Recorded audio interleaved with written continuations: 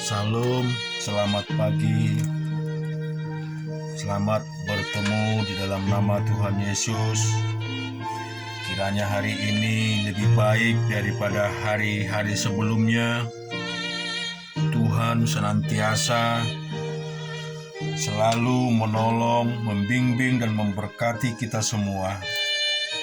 Baik, biarlah kita renungkan firman Tuhan terambil di dalam Yosua pasal yang keempat. Setelah seluruh bangsa itu selesai menyeberangi sungai Yordan, berfirmanlah Tuhan kepada Yosua demikian, pilihlah dari bangsa itu 12 orang, seorang dari tiap-tiap suku, dan peringatkanlah kepada mereka demikian, angkatlah 12 batu dari sini, dari tengah-tengah sungai Yordan ini, dan dari tempat jejak kaki para imam itu. Bawalah semuanya itu ke seberang, dan letakkanlah di tempat kamu akan bermalam nanti malam. Lalu Yosua memanggil ke-12 orang yang ditetapkan dari orang Israel itu, seorang dari tiap-tiap suku. Dan Yosua berkata kepada mereka, menyeberanglah di depan tabut Tuhan Allahmu ke tengah-tengah sungai Yordan, dan angkatlah masing-masing sebuah batu ke atas bahumu menurut bilangan suku orang Israel, supaya ini menjadi tanda di tengah-tengah kamu. Jika anak-anakmu bertanya di kemudian hari, apakah arti batu-batu ini bagi kamu, maka haruslah kamu katakan kepada mereka bahwa air sungai Yordan terputus di depan tabut perjanjian Tuhan ketika tabut itu menyeberangi sungai Yordan. Sungai Yordan itu terputus, sebab itu batu-batu itu akan menjadi tanda peringatan bagi orang Israel untuk selama-lamanya. Maka orang Israel itu melakukan seperti yang diperintahkan Yosua. Mereka mengangkat 12 batu dari tengah-tengah sungai Yordan, seperti yang difirmankan Tuhan kepada Yosua, menurut jumlah suku Israel. Semua itu dibawa merekalah ke seberang, ke tempat bermalam, dan diletakkan di situ. Pula Yosua menegakkan 12 batu di tengah-tengah sungai Yordan itu, di tempat bekas jejak kaki para imam mengangkat tabut perjanjian itu. Batu-batu itu masih ada di sana sampai sekarang. Para imam pengangkat tabut itu tidak berdiri di tengah-tengah sungai Yordan sampai selesai dilakukan segala yang diperintahkan Tuhan kepada Yosua untuk disampaikan kepada bangsa itu, sesuai dengan segala yang diperintahkan Musa kepada Yosua. Maka menyeberanglah bangsa itu dengan cepat-cepat. Ketika seluruh bangsa itu selesai menyeberang, maka menyeberanglah tabut Tuhan itu serta para imam di depan mata bangsa itu. Juga Bani Ruben, Bani Gad, dan suku Manase yang setengah itu menyeberang dengan bersenjata di depan orang Israel itu, seperti yang dikatakan Musa kepada mereka. Kira-kira 40.000 orang yang siap untuk berperang menyeberang di hadapan Tuhan ke dataran Yeriko untuk berperang. Pada waktu itu Tuhan membesarkan nama Yosua di mata seluruh bangsa Israel, sehingga mereka takut kepadanya seperti mereka takut kepada Musa seumur hidupnya. Berfirmanlah Tuhan kepada Yosua demikian, perintahkanlah para imam mengangkat tabut hukum Allah itu supaya naik dari sungai Yordan. Maka Yosua memerintahkan kepada para imam itu demikian, keluarlah dari sungai Yordan. Ketika para imam mengangkat tabut perjanjian Tuhan itu keluar dari tengah-tengah sungai Yordan, dan baru saja kaki para imam itu dijejakkan di tanah yang kering, maka berbaliklah air sungai Yordan itu ke tempatnya dengan mengalir seperti dahulu dengan meluap sepanjang tepinya.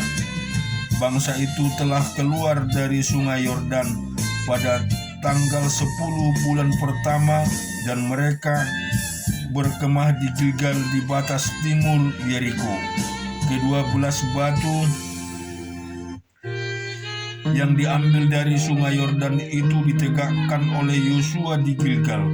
Dan berkatalah ia kepada orang Israel demikian, apabila di kemudian hari anak-anakmu bertanya kepada ayahnya, apakah arti batu-batu ini?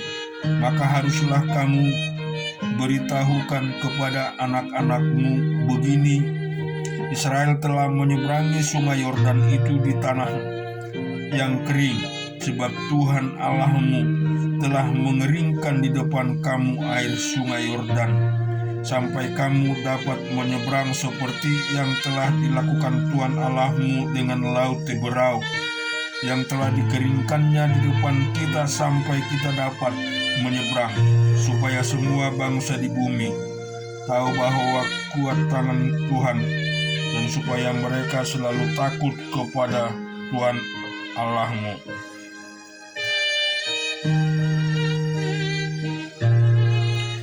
Lukas 20 ayat 27. Maka datanglah kepada Yesus beberapa orang Saduki yang tidak mengakui adanya kebangkitan. Mereka bertanya kepadanya, Guru, Musa menuliskan perintah itu untuk kita.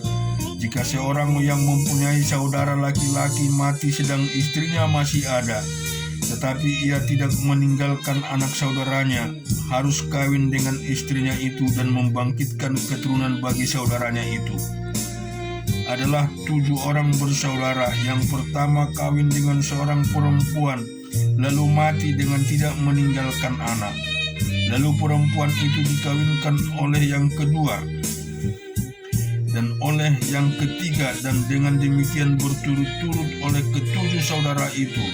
Mereka semua mati dengan tidak meninggalkan anak. Akhirnya perempuan itu pun mati.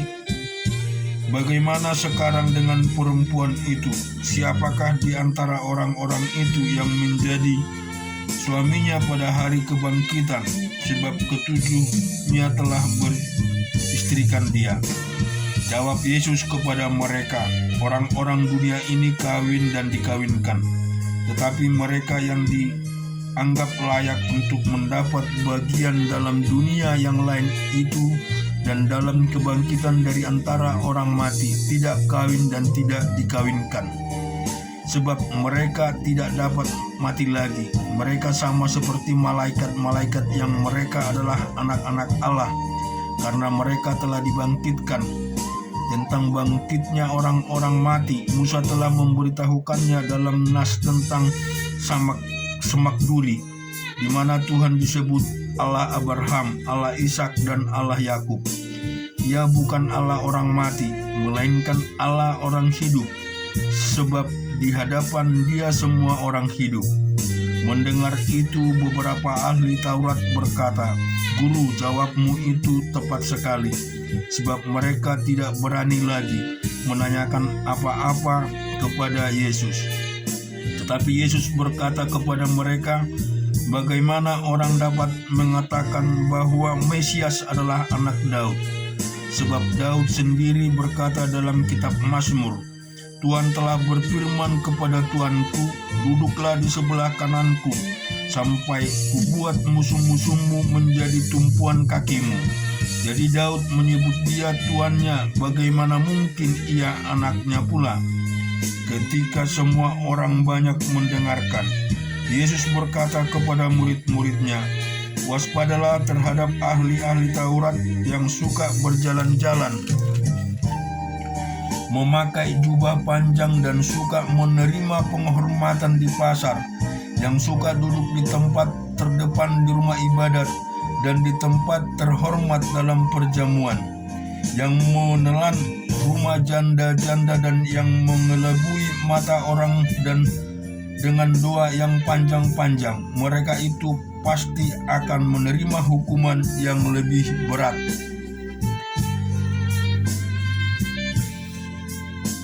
Di Mazmur 92.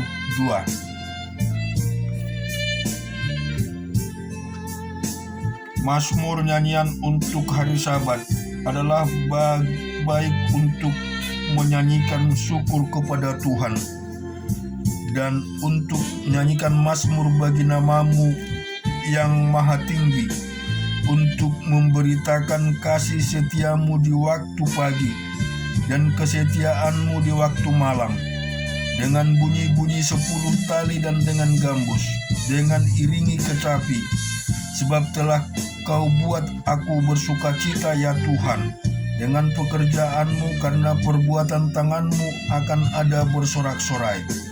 Betapa besar pekerjaan-pekerjaan-Mu ya Tuhan, dan sangat dalam rancangan-rancangan-Mu.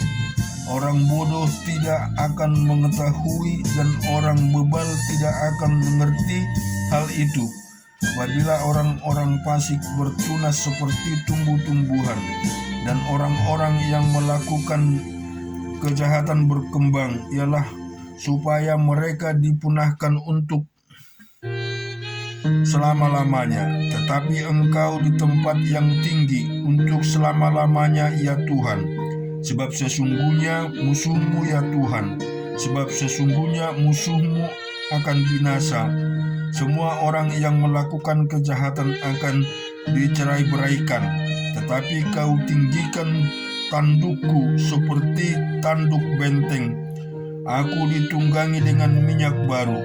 Mataku memandangi seteruku, telingaku mendengar perihal orang-orang jahat yang bangkit melawan aku.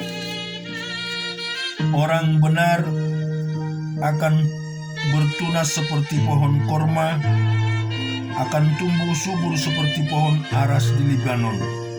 Mereka yang ditanam di bait Tuhan akan bertunas di pelataran Allah kita. Pada masa tua mereka masih berbuah, menjadi gemuk dan segar, untuk memberitakan bahwa Tuhan itu benar, bahwa Ia gunung batu dan tidak ada kecurangan. Tidak ada kecurangan padanya. Dan selanjutnya kita melihat di Amsal 23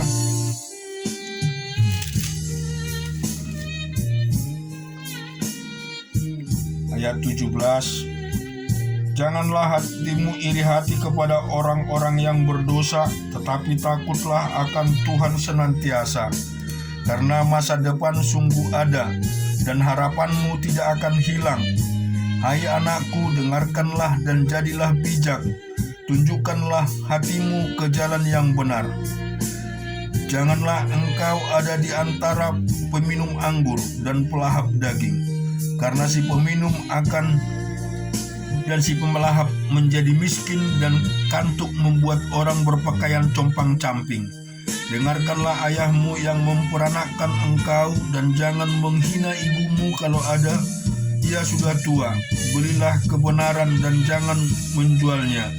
Demikian juga dengan hikmat, didikan, dan perhatian. Ayah seorang yang benar akan bersorak-sorai, memperanakkan orang-orang yang bijak akan bersukacita karena dia. Marilah ayahmu dan ibumu bersukacita, biarlah beria-ria dia yang melahirkan engkau. Hai anakku, berikanlah hatimu kepadaku, biarlah matamu senang dengan jalan-jalanku. Karena perempuan jalang adalah lubang yang dalam, dan perempuan asing adalah sumur yang sempit. Bahkan seperti penyamun ia menghadang dan memperbanyak pengkhianat di antara manusia. Siapa mengadu, siapa mengeluh, siapa bertengkar, siapa berkeluh kesah, siapa mendapat cedera tanpa sebab, siapa marah matanya, yakni mereka yang duduk dengan anggur sampai jauh malam, mereka yang datang mengecap anggur campuran. Jangan melihat kepada anggur kalau merah menarik warnanya, dan menghilau dengan cawan yang mengalir masuk dengan hikmat, tetapi kemudian menurut seperti ular dan menyemburkan bisa seperti beludak. Lalu matamu akan melihat hal-hal yang aneh, dan hatimu mengucapkan kata-kata kacau. Engkau seperti orang di tengah ombak laut, seperti orang di atas tiang kapal. Engkau akan berkata, orang memukul aku, tetapi aku tidak merasa sakit. Orang memalu aku, tetapi tidak kurasa, baiklah aku siuman. Syukur bagi Tuhan, jika hari ini kita masih berkenan merenungkan kebenaran firman.